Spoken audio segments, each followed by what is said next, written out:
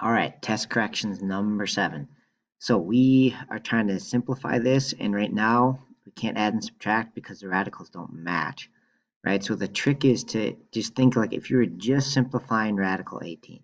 Okay, so basically you'd say, hey, I can split that to radical 9 times radical 2, where 9 is a perfect square number.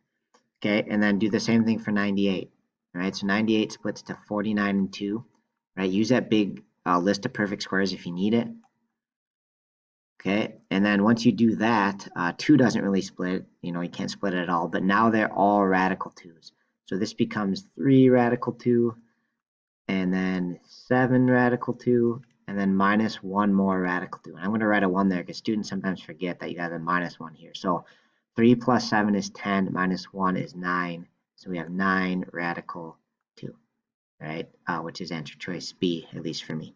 Okay, that's it. Thanks for watching.